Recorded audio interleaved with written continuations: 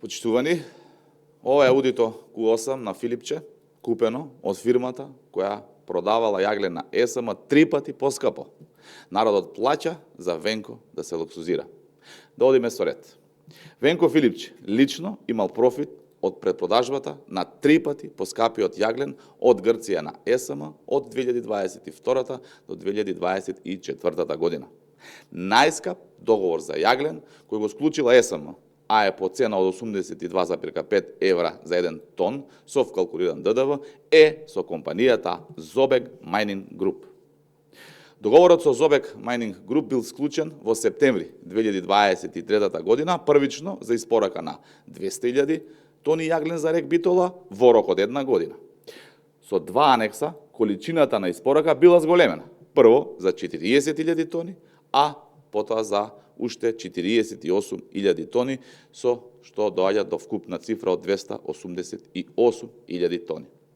Според официјалното соопштение од Lignitorихија Ахаладас рудникот во Грција, каде се копал јагленот, пратено до Грчкото Министерство за енергетика, а до кое дошле истражувачките новинари од Македонија, од овој рудник во 2023 година во Македонија биле продадени 768.827 тони лигнит по цена помеѓу 28 и 30 евра по тон. Тоа е 3 пати помалку од тоа што Zobek Mining Group продава. Zobek Mining Group е компанија која води директно до Венко Филипче. Ова е возилото Audi Q8, кое Венко Филипче го вози од изборната кампања навам. Истото е купено на лизинг од компанијата Zobek Mining Group и дадено на Венко Филипче. Газдата на Zobek Mining Group за новинарите потврдил дека тој го купил аудито на Венко Филипче преку фирмата која препродавала 3 пати поскап јаглен на ЕСМ и дека сега возилото е на Филипче. Ова е фрапантно и безобразно. Народот плаќа поскапа струја денес за Венко Филипче да вози Audi Q8. И истиот овој Венко Филипче без грам срам води политичка партија и бара гласови. Ви благодарам, доколку имате прашања, поведете.